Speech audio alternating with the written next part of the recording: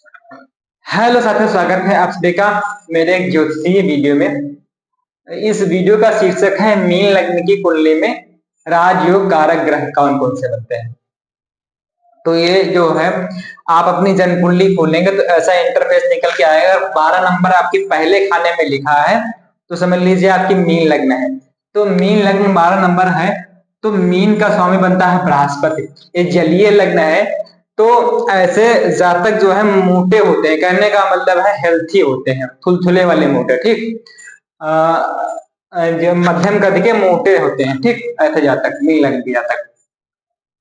तो चलिए अब इस लग्न में मीन लग्न की जन्म कुंडली में लग्नेश बनते हैं गुरु।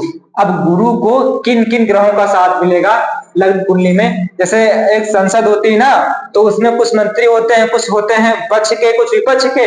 तो वैसे ही इसमें जो है मीन लग्न में ये लग्नेश आपका कहने का राजा है इसमें बृहस्पति मीन लग्न में, ठीक। अब बृहस्पति को किन ग्रहों का साथ, इसके पक्ष में कौन कौन से ग्रह होंगे, तो चलिए देखते हैं।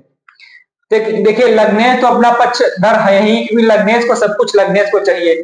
तो ये आपका लग्न हो जाएगा, लग्न हो जाएगा बृहस्पति का मीन लग्न। तो ये कारक ग्रह बनेगा बृहस्पति, इसी को सब चाहिए, ठीक। अब दूसरे भाव में एक नंबर ग्रास पड़ी है, दूसरा भाव है मारक, दूसरा भाव मारक है लेकिन एक नंबर की राशि पड़ी है, एक नंबर का स्वामी बनता है मंगल। एक नंबर मतलब मेष राशि। तो दूसरी इसकी राशि पड़ी है भाग्य भाव में, ये अच्छे भाव में चली गई, ठीक है। इसमें सामंजस्य नहीं बन रहा है, एक बुरे भाव में एक अच्छे भाव में। तब यहां पर आते हैं तो देखिए बृहस्पति और मंगल की प्रबल मित्रता है। तो मित्रता होने के कारण इस लग्न में मंगल को कारक की श्रेणी में गिना जाएगा, मंगल हो जाएगा कारक, ठीक है। अब यहाँ का वो प्रभाव कम देंगे, भाग्य भाव का ज्यादा हो जाएगा इनका, ठीक है। ये भाग्य भाव के स्वामी है। अब चलते हैं, बात करते हैं तीसरे भाव में। तीसरे भाव में 2 नंबर की राशि पड़ी है वृषभ, इसका स्वामी बनता है शुक्र, लग्नेश का शत्रु है। और 2 नंबर की राशि पड़ी है दो स्थान, कहने का उच्च स्थानों में भाव अच्छा नहीं है तीसरा शास्त्रों वाइज, ठीक है। तो इनकी दूसरी राशि देखिए अष्टम भाव में चली गई, ये भी भाव अच्छा नहीं है, दुर्घटनाओं का है, लंबी बीमारियों का है और बहुत सारे कार्यपत्तों का है।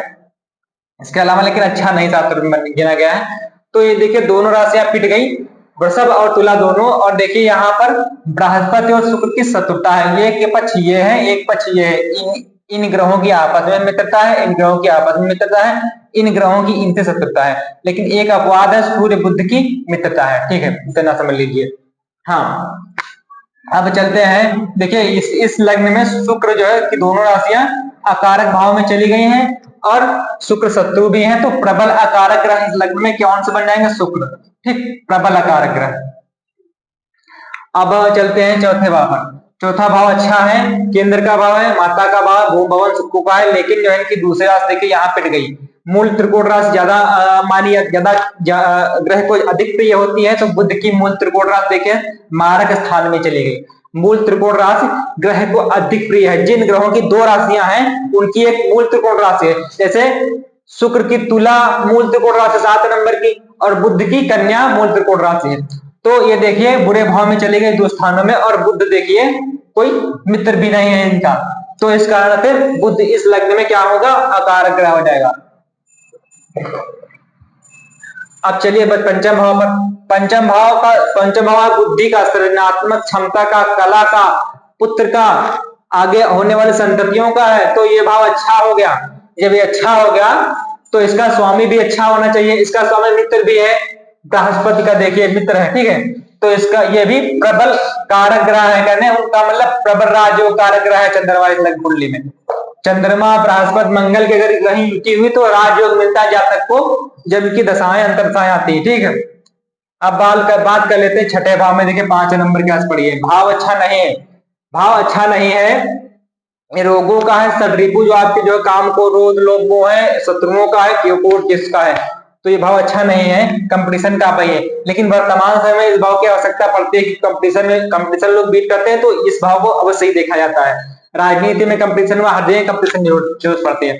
तो इस भाव का स्वामी बनता है सूर्य। सूर्य देखिए इसका है मित्र बृहस्पति का, बृहस्पति का जब मित्र है तो इसको ना ही शत्रु में गिना सकता है, ना ही कारक में, ना ही अकारक में, क्योंकि ये दोनों पॉइंट सामंजस्य नहीं बैठ रहा है। इसकी एक ही दो राशियां होती तो इधर उधर हो सकता था।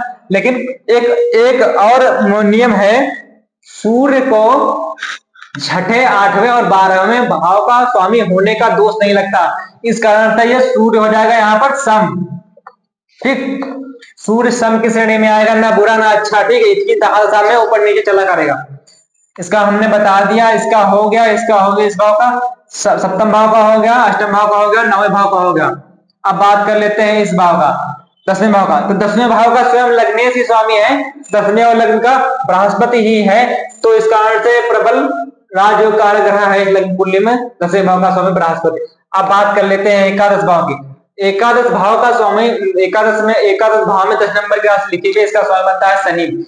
एकादश भाव में 10 नंबर की राशि लिखी हुई है और द्वादश भाव में 11 नंबर की राशि लिखी हुई है। ये दोनों भाव अच्छे नहीं होते हैं, और दोनों 10 और 11 दोनों राशियों का स्वामी बनता है शनि। जब शनि बनता है तो इस लग्न में शनि भी अकारक ग्रह की श्रेणी में आएगा, प्रबल अकारक ग्रह की श्रेणी में आएगा। दोनों राशियां देखिए अकारक भाव में चली गई, और शनि शत्रु भी है, ये देखिए किसका, बृहस्पति का। ऐसे तो शनि भी इस लग्न की जनकुंडली में क्या हो जाएगा, अकारक ग्रह हो जाएगा। ठीक, अब देखिए राजयोग का बनता है इस लग्न की जनकुंडली में, जब बृहस्पति मंगल चंद्रमा की कहीं युति हो जाती है केंद्र अथवा त्रिकोण में, इसमें मंगल नीच का हो जाएगा, इसमें नहीं। ठीक है, चंद्रमा और बृहस्पति होगा अच्छा है इसमें। ठीक, इन तीनों ग्रहों की युतियां केंद्र अथवा त्रिकोण में बन जाए तो ऐसा जातक, इसमें भी अगर मंगल की युति बन जाए इन तीनों दोनों, लेकिन यहाँ पर ये चंद्र मंगल की युति बन जाएगी, बृहस्पति जो है यहाँ नीच का हो जाएगा। लेकिन जब बृहस्पति नीच का हो जाएगा, अगर मंगल होगा तो मंगल उसका हो जाएगा, वो दूसरे के साथ नीच भंग राजयोग की श्रेणी में आता है। तो ये था मेरा छोटा सा बताने का तरीका। मीन लग्न की जनकुंडली में राजयोग कारक ग्रह कौन कौन से, बृहस्पति, मंगल, चंद्र, और अकारक ग्रह कौन सा, शुक्र, बुध और शनि, और समग्रह सूर्य है। तो वीडियो कैसा लगा कमेंट करें, चैनल को सब्सक्राइब करें, वीडियो को लाइक करें। धन्यवाद।